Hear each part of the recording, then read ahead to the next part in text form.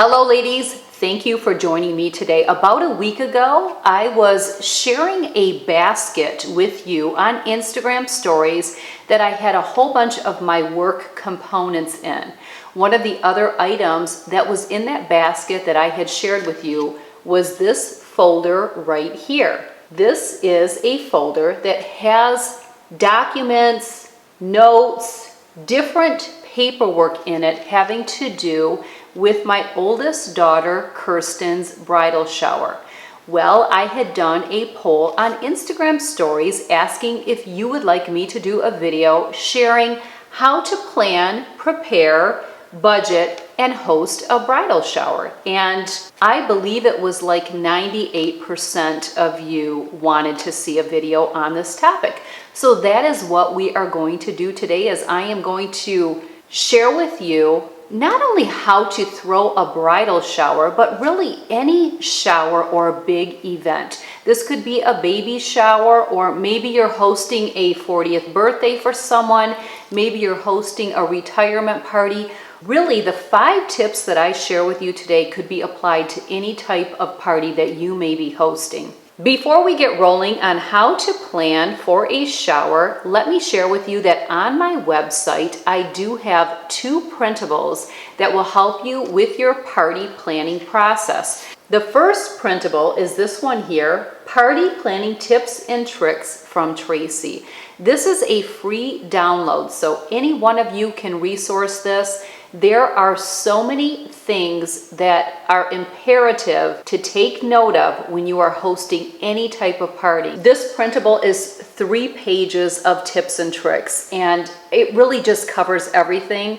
There is even a little tip from my husband in there, go figure. He had to chime in when I was creating this tip document. These tips apply to any type of party you would be hosting in your home. If you're hosting a birthday party for your children, these tips apply. If you're hosting a Christmas party, these tips apply. But there are many tips in here that would also apply if you are holding a bridal shower or a baby shower. Now, a lot of them are going to be if you are hosting in your home.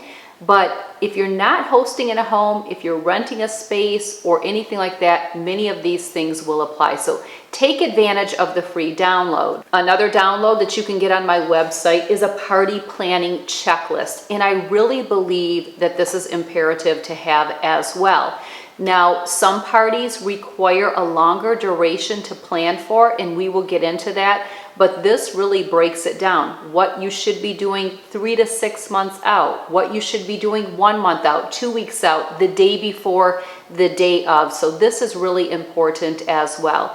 Links to both of these will be in the drop-down box below this video. You can also get to them on my website. Before we dive into the 5 tips, I thought of something that I probably will be questioned on, and that is who hosts a bridal shower or baby shower. Let me share with you, back when I got married 27 years ago, generally the bride's aunt or the groom's aunt threw the bridal showers or the baby shower. That has really changed. Now, that doesn't mean everyone.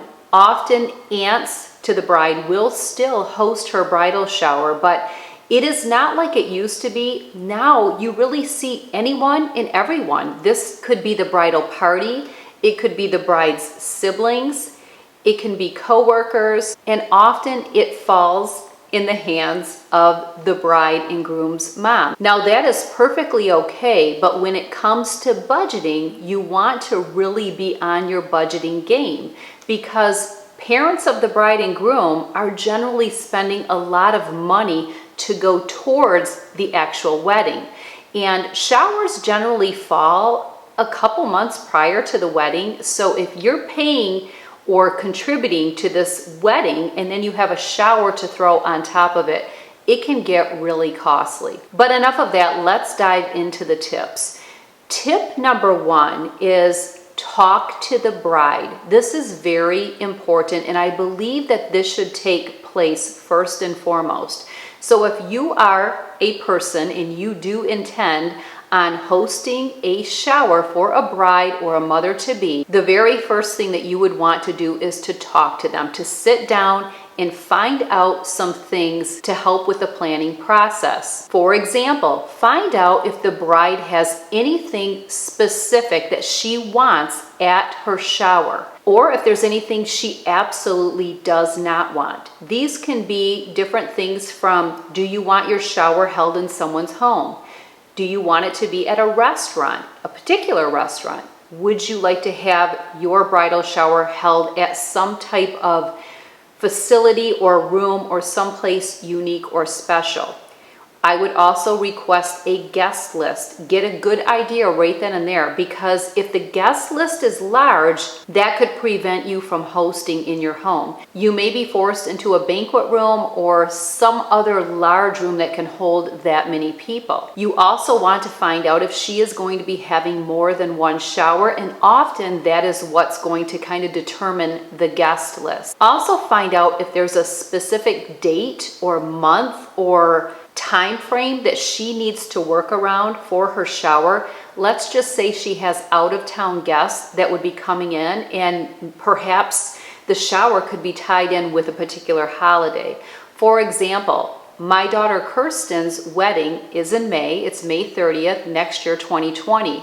We are having her shower in March 22nd. It's on a Sunday, which we can talk more about that as well. But when we were deciding on the date for her shower, we were talking about those guests that are gone for the winter and who would be here, and guests that would have to come home and travel to be able to be in attendance. So those are things that you want to look at. You also want to ask the bride if she prefers a Saturday or a Sunday. There are certain venues that will only host showers on a Sunday because they do weddings on a Saturday. We fell into that with the place that we booked to host Kirsten's shower at. Find out if there's any particular decor or a theme that she prefers to have at her shower. Also find out if she prefers adult beverages to be served or if she requests that they're not to be served. So this is really important. Sit down with the bride, go with a list, go armed and loaded, and find out these details. Although you are the host and to some degree you are going to make those decisions, I do feel that a bride should have a little bit of a say in what she wants for her shower, because it really is part of the whole special day process. Tip number 2, decide who all is throwing the shower and start communicating. This is pivotal for many reasons. First of all, if someone is new to hosting a party and has no experience, they are going to be shocked at the cost associated with hosting a party. Get the lines of communication open and start throwing out numbers, because this will educate those that are not familiar with entertaining and all that goes into it. Decide if one person will cover all of the deposits and everyone else will pitch in. One of the things that you could resource is Venmo, which is an app. I will put it in the drop down. It's an app, there's no fees associated, and you could put a deposit down, then you could Venmo request all of the members that are helping you host the party, then they could submit their portion. The key would be to set up some type of payment plan. I find that it's easier for one person, for instance myself, to just cover all of the expenses and then have everyone just either pay me cash or write me a check or send me money through Venmo. This is also when you want to share with everyone that will be hosting what the bride's wishes are. So again, you've met with the bride, you had your notes, she's answered all of your questions, she has supplied you with the guest list. You want to share this with everyone that's going to come together, kind of like the hosting committee. This is when you're going to put your heads together and you're going to make some decisions, and some of them could be costly decisions, so it's important to do this early on. Things need to be booked. This is not something you want to wait on, and we'll talk more about a time frame in a few minutes. But this is when you want to decide, will one of the people be hosting this in their home? Can they fit everyone along with the food and the gift table? You have to bear in mind that it's not just about seating everyone. You have to set up banquet tables or feed everyone, And a lot of times the gift table can be really large, especially with a lot of showers being combined and there being just one big shower. So you have to consider that. Yes, you can save money there, but is it really going to be the right decision for space? This is also when you want to decide on the menu. What will you be serving? What time of the day is it? Is it going to be on a Saturday or Sunday? And again, is it going to be a brunch? Is it going to be later? All of these things need to be decided. Sometimes when you get the hosting committee together, let's say there's 4 or 5 people, one of them may have some type of a connection on a banquet room or some type of venue space where they get like a special deal, and you may want to take advantage of something like that. But again, this is when you're going to get everything out on the table and you're going to really plan everything out. Who is making the phone calls? Who is checking into cakes? Who is going to pick out the invites and pick up the postage? Everything needs to be mapped out, but we'll have a whole checklist that will help you know what all the obligations are. Number 3, and you know I'm going there, establish a budget and start an envelope. I don't care if you're hosting in your home or it's at a restaurant or you're renting a space, entertaining and hosting for a party is expensive. And again, if someone is not experienced, they are going to be sticker shocked. I tell you. Can you cut costs in areas? Absolutely. Absolutely. There are so many things that you can do, but it is not cheap. There are costs associated, and it's so important that everyone involved recognizes that. I have an ongoing envelope that I have been contributing to every single month, twice a month, that goes towards the expense of Kirsten's shower. Kirsten's sisters, my 4 other daughters, are also part of throwing this shower, so they all have an envelope or are already Venmoing money every time they get paid to go towards it. Now, I have requested a certain amount from each one of the girls to contribute to their sister's shower. They are not contributing as much as I am because I feel like I can afford it more because, well, I have a little bit more years under my belt. But they are all contributing. Now, Chloe is 13, so I had to contribute her portion. So not only do I have my own envelope that I am filling for Kirsten's shower, I also have an envelope that I am filling to pay Chloe's portion to go in, because there's no reason why her older sisters, in my mind, should have to pay more than she does. It's just, I'm still raising her, I'm still footing her bills, therefore I have to put that amount in, and that's how we choose to do it. Again, this all is how you set it up, but hopefully you can take a few nuggets and get some inspiration by what I'm sharing with you today. Number 4, plan and book early. Hosting a bridal shower or a baby shower or a retirement party or anything big is not the same as having your child's birthday party. Which, again, if you're renting a space, that probably needs to be done way in advance. But I do feel like you need to be thinking way out. I started planning Kirsten's bridal shower and I booked everyone 13 months out, 12 to 13 months out. And that's what you have to do. If you want the rental space that you're looking in to have the venue, you need to get that booked. You need to get your caterer booked. There's so many things, the florist, whatever it is. Now, some of these things you may not be resourcing. Maybe you and the whole hosting committee are all taking care of the food and everyone's pitching in. But if that is not the case and you are outsourcing certain things, if you're outsourcing the decor because you're doing fresh flowers versus making your own centerpieces, all of these things need to be booked, and they need to be booked way in advance. I have had people reach out to me saying, my daughter's getting married in 3 months and I need to host her shower. Can you give some tips? Already in my mind, I'm thinking, you're running out of time. No, no, but that's how I think. And I say it all the time, failing to plan is planning to fail. So get the ball rolling. There's a lot that goes into it, and it's going to be worth it in the end. It really is. If there's a system and everyone's working together, it should be pretty smooth. Number 5, very important, as they all are, create a week of delegated list and a day of delegated list. So the week of delegated list is going to have everyone that is part of hosting in what they need to do, because there will be last minute things, especially if you are not outsourcing. Now, Kirsten's shower should be pretty easy breezy because pretty much everything is outsourced.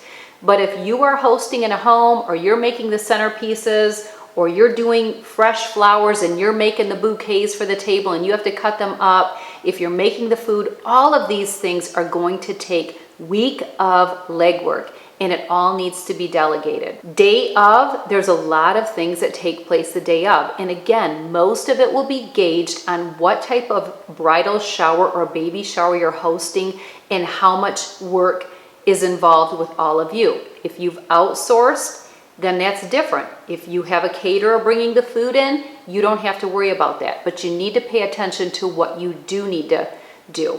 Don't forget paper products. If you're not having a caterer, or if it's not part of the rental where you're hosting it at, the facility, and you're stuck getting tables and chairs and linens, whatever you need, there's so many things that need to be considered and picked up, and it all needs to be in a list. Let's go over the breakdown of what is required for a shower. First place is the venue. Where's it going to be located? For Kirsten's, we rented a space. This is not a restaurant, but rather a facility that is specifically for weddings or parties such as that. But there's also areas in this space that you can host a shower. Again, they only do showers on Sunday, which made the deciding factor what day it was going to be. The particular place that we booked offers all of your tables, your chairs, your linens, and your tableware, your dinnerware, your drinkware, all of that. It also included non-alcoholic beverages. Now let me share with you, always expect that the cost is going to be higher than what you are originally quoted, because there could be a cleanup fee on there. There's tax. If you're serving alcohol, you're going to be paying for possibly a bartender. You're also going to have a bar fee for the alcohol. So always remember that when you're getting a quote or when you're looking at a website, that is not generally going to be your final cost. Very important to note.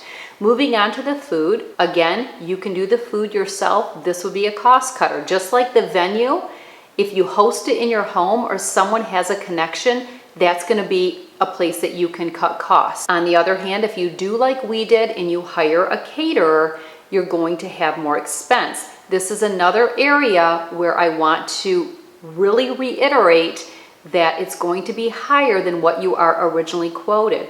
Because again, there's going to be a service fee for them to bring the food and set it up.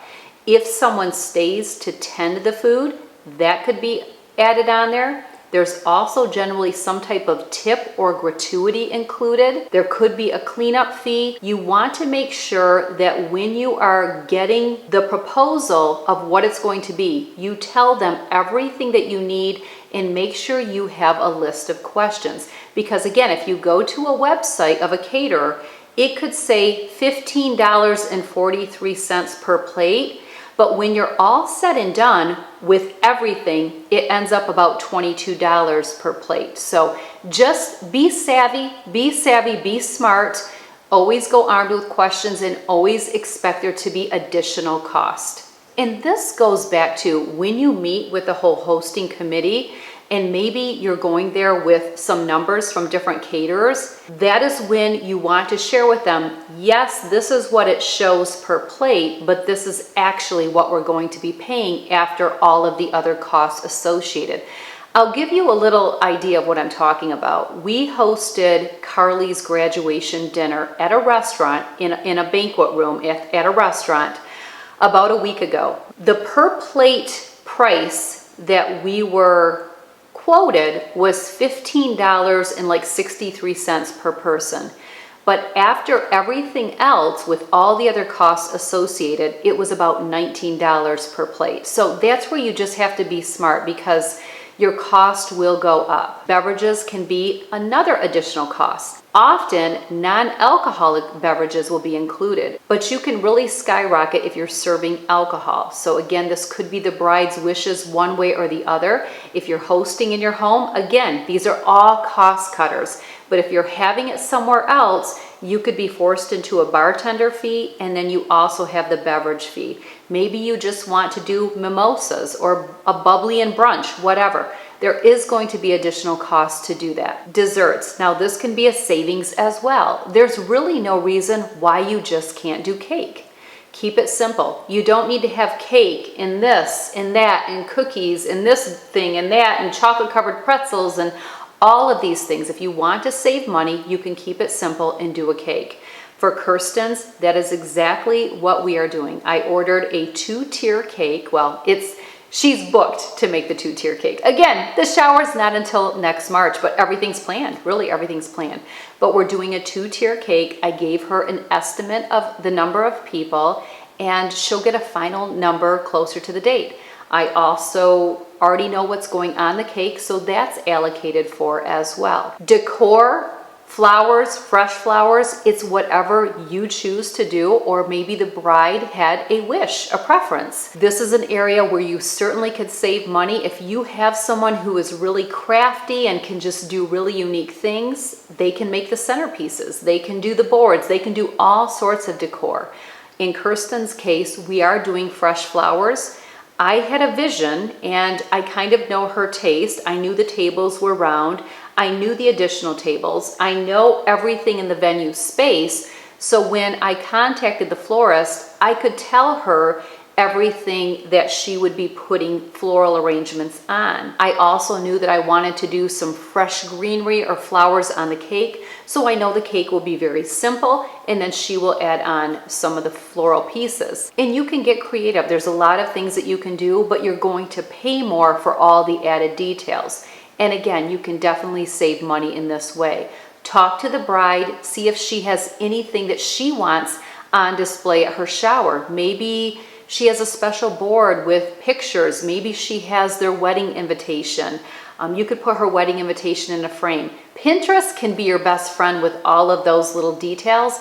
I'm just here to educate you on how to go about the planning process, what to expect, and offer some tips. Invitations and postage, don't forget, that will be an expense. There's nothing you can do about postage. It costs what it costs, but you can save money with the invitations if that is something that you choose to do. If you order online from places like Minted, Shutterfly, places like that, it can get pricey. So just shop around, and everybody has beautiful invitations. There's just so many ways that you can cut corners when it comes to that. Party favors, is it necessary? You have to ask yourself, is it necessary? We are gonna forego party favors. I feel like I'd rather have a couple prizes that are more substance than taking the budget for prizes and party favors and putting it and spreading it out amongst 40, 45 people. So I don't really think party favors is necessary, but if that is what you want to do, that's fantastic. But it is an area where you could potentially save yourself even a couple $100s. Prizes, again, that can be the same way. Now, I have been part of showers where everyone that is involved in the hosting committee, they all, let's say, put together like a $15, $20, $30 prize, and they bag it up, and that's all of the prizes. What happens there is sometimes some of the prizes are nicer than others, so that's really up to you.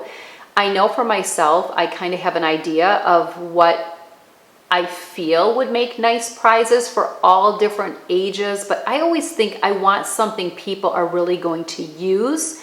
Sometimes it's knicky-knack stuff, and it's really up to you, but it is something that you may want to put some thought into, and it's definitely an area where you can cut some cost. So that really covers all of my tips and kind of a breakdown of all the different things that you need to look at. I highly recommend that you have a folder of some sort that you can put all of your paperwork in. Every time you book, you will get a document that you need to sign. You will need to turn in your credit card information. I have all of that paperwork here. I also have a document on the desktop of my computer with a breakdown of every single person that we are booked with, what the deposit was made, what the date is, what is remaining as far as a balance, when that balance is expected to be paid. All of that, it's all in one document, and I can resource it at any time. I just have a folder titled Kirsten and Tim's Wedding. In there is anything that I work on that has to do with their wedding. They're doing the whole planning. You just let me know where you need me, but I did offer to be kind of the person to spearhead the shower, and I think Kirsten was happy with that decision. Of course, the groom's mom should be involved just as much. It's very important that she is made aware of everything going on. Tim and Kirsten have done a wonderful job making everyone a part of it. All the siblings, all the parents, they make all the decisions. It's their wedding, and that's how it should be. A lot of times parents get too involved. I think you have to be careful with that. Let people have their own wedding. And I know when I booked with the florist, she was like, I'm not used to hearing somebody say, go check out my daughter's Pinterest board to see what flowers she likes. She said, a lot of times the moms tell me what they want. She said, I love the fact that you are telling me to go to your daughter's Pinterest board to see what she loves. And I said, oh yeah. I said, if it were me, I'd have color, vibrant color all over the place. But I said, I want it to be what her style is. I want it to be what the bride would love. And of course I love it too. So the other thing that I would recommend, and this is just from my own observation, is I would recommend assigned seating at a shower, especially if you are hosting it inside some type of facility like we are, where there's round tables. The reason that I say that is sometimes there are maybe friends of the brides or co-workers of the bride, or maybe the bride's boss from a couple years ago. People that don't know everyone that will be showing up at the shower, and what will happen is they will come alone and they will look around and they don't know anyone, so it already is awkward. And so they will go sit at a table where no one else is seated. And what happens is most people show up and they know one another. So they all flock together and they all sit together. And what will happen is you'll have this one person who is sitting by themselves. So I think it's really important, again, talk to the bride, find out how she would seat people. But I think a seating chart really avoids that. I've seen this a lot at showers, and it's really, I have really felt for the people that I see sitting alone. And of course, be the person that says, hey, come join us. Come on over here. Don't sit by yourself. But not everyone is going to do that. So that's where a seating chart, I think, would really eliminate that. I also know that I have a daughter that has recently been to a couple different showers that she attended solo. And she has said, yeah, it was awkward because I really didn't know anyone. And I just think that people will really appreciate it. So something else to consider. Well, I hope I covered everything. This is long and lengthy, but this is a great video to go back to. This is also a great video for you to share with someone that you know will be hosting some type of big party, a shower, retirement, open house, whatever it may be. Share this video. If you have any additional nuggets or tips, we'd love to hear them. What are some of the things that you have done to save money when it comes to hosting? And get the communication going. I'm always open to it. So don't forget to subscribe. Don't forget to ring the bell, and I will see you soon in the next video. Take care.